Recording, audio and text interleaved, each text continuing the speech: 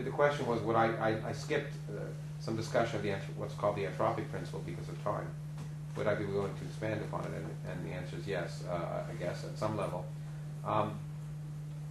So here's the deal. Let me tell you one thing that is interesting, that has content in what I had there, and then we can have debates about philosophy. But the observation that there's energy in empty space is really weird. It's totally inexplicable. Okay, and I tried to indicate to you how weird it was. But it's so weird that it's driven physicists to this idea, and for the following reason. Why is this energy in empty space not zero but so small? Well, you can ask yourself the following question. Let's say it was 50 times bigger. Then you can ask, when would that cosmic anti-gravity begin to take over? It's begun to take over now. The universe is accelerating. If it was 50 times bigger, you can calculate that it would have begun to take over at a time just before the first galaxies began to form. Okay? But that would have meant the cosmic anti-gravity would have beaten the cosmic attraction, gravitational attraction, before galaxies formed. And what that means is galaxies wouldn't have formed.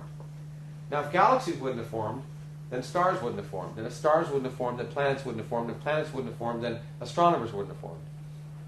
So we can say the following. The universe, the cosmological constant is what it is because we're here to observe it. And what we mean by that is, if there are many different universes, and each one has a different value of the energy of empty space, then only those universes in which the energy is smaller than a certain amount would galaxies form. And only in those universes would intelligent life be around to ask the question about it. So in some sense, the explanation of this fundamental quantity, it's an environmental accident. It's an accident of us being in a universe in which we can live in the first place. And there may be an infinite number of universes, and each one the laws of physics may be different. And there may be no fundamental reason why the vacuum energy is what it is in different universes. It could just vary. But only in those universes in which it was small enough would you find life. Now that is a plausible argument. But that's all it is a plausible argument. For many reasons. I mean, it's not innately wrong, but the problems with it is that first, it's based on ignorance. We don't know, first of all, we don't know if there are many universes.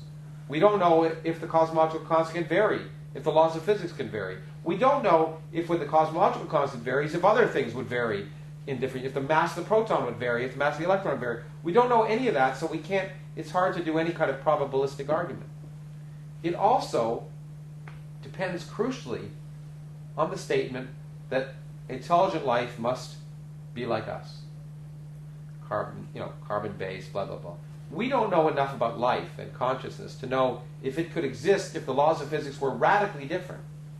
And therefore, we cannot make the clear statement that our existence explains why the cosmological constant is small.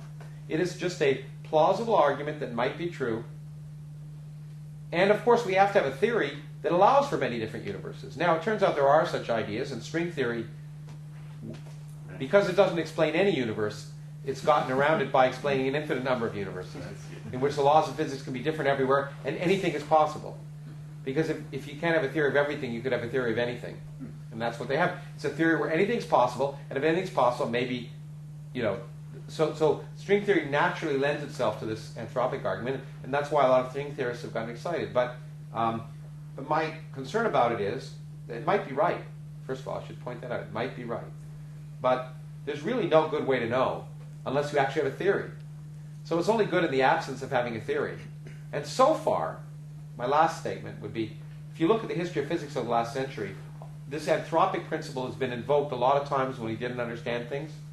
And almost all the time, we ended up understanding this stuff. So if history's any guide, I would be betting on the other side right now. I don't know if you want to say anything else. Well, I don't really disagree with any of the